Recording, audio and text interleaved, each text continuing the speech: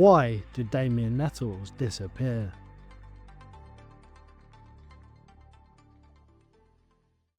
Welcome to Vanished Voices UK, your new favourite spot for curious missing persons cases, true crime stories, and in-depth investigations. The Disappearance of Damien Nettles, unravelling a mystery from 1996. On the 2nd of November 1996, 16-year-old Damien Nettles vanished from Cowes on the Isle of Wight. Despite extensive searches, media attention, and multiple investigations, his case remains unsolved. With missing evidence, conflicting accounts, and rumours of criminal involvement, the mystery has deepened over time. In this investigation, we'll piece together Damien's final known movements, explore the theories surrounding his disappearance, and examine the challenges faced during the investigation.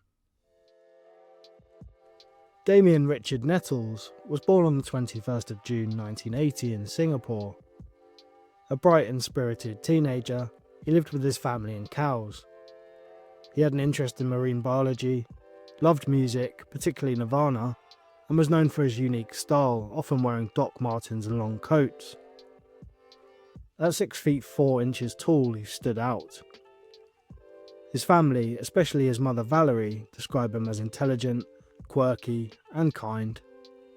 He was not someone who would disappear without a reason.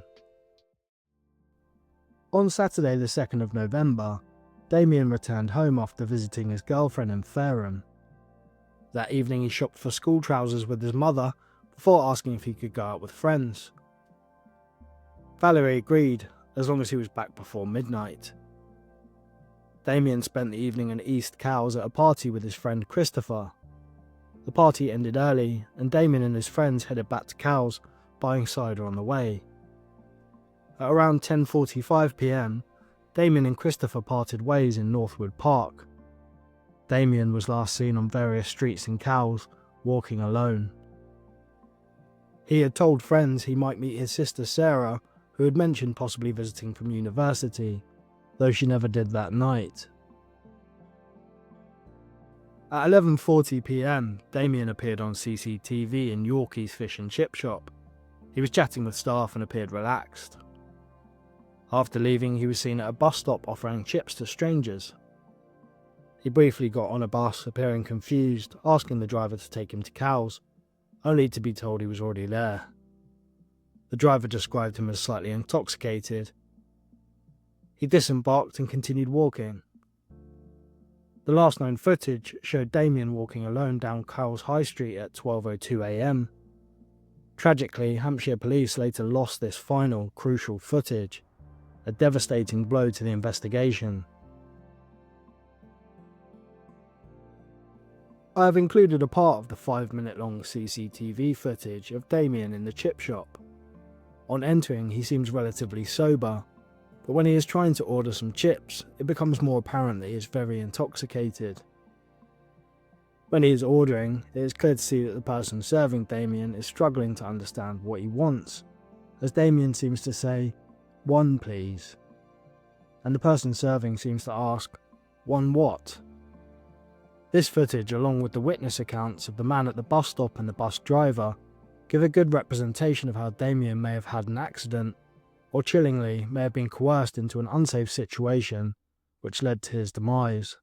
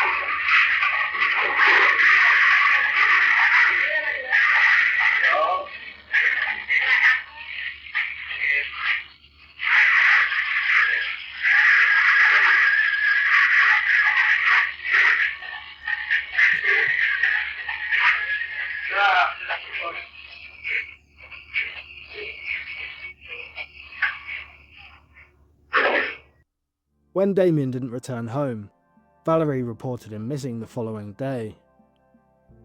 Police initially treated it as a runaway case and told her he'd likely come back soon.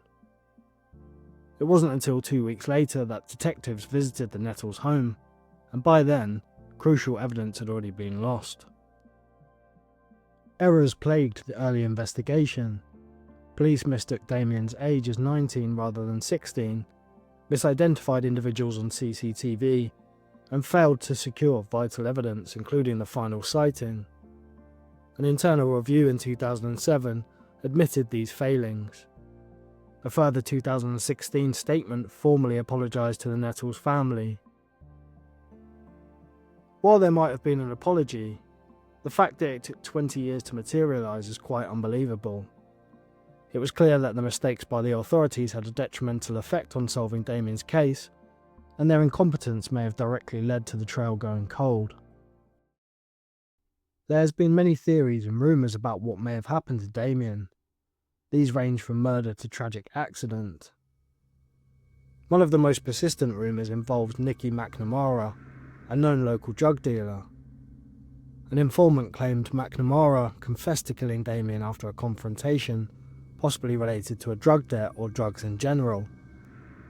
Allegedly, Damien was struck, died accidentally, and his body was disposed of, possibly in the sea. However, McNamara died of a heroin overdose in 2002, and police considered the informant unreliable. No forensic evidence has linked McNamara to the case. A credible witness saw Damien trying to open the doors of a blue Ford Fiesta parked at the Harbour Lights pub car park at around 11:15 p.m. The reason for this remains unknown.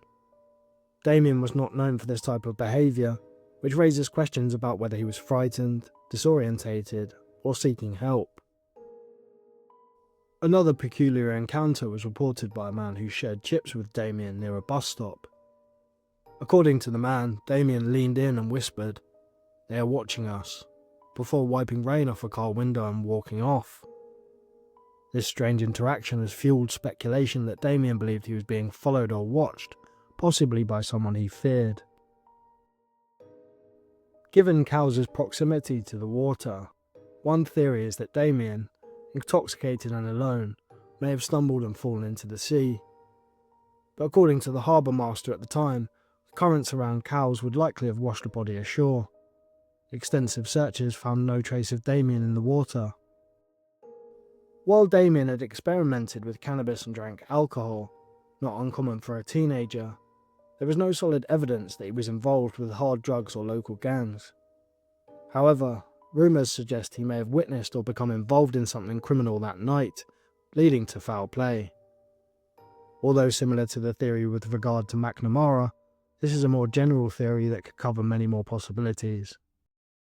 Valerie believes a wall of silence exists in Cowes. She suspects individuals know what happened but have remained quiet, possibly due to fear, loyalty or shame.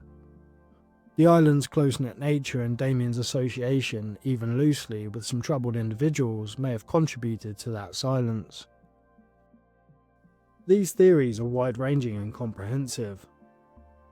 The theory regarding McNamara seems like a reasonable theory, considering there was an alleged sighting of McNamara on Cowes High Street on the night that Damien went missing. It also raises the question, why did the police find the informant unreliable? Some accounts from the night describe Damien as behaving oddly, confused, distracted, even paranoid.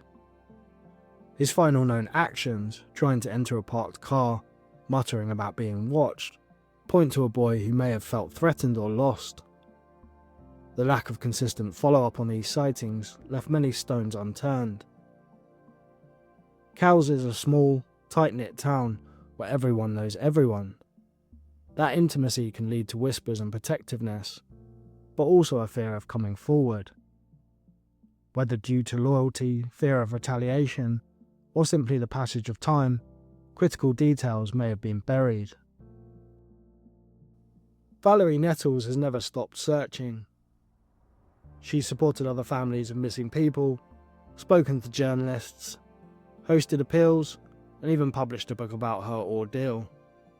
In 2016, the BBC released Unsolved: The Boy Who Disappeared, which reignited public interest in the case, but the truth has yet to be revealed. Police maintain that the case remains open. New information, even after decades, could lead to a resolution.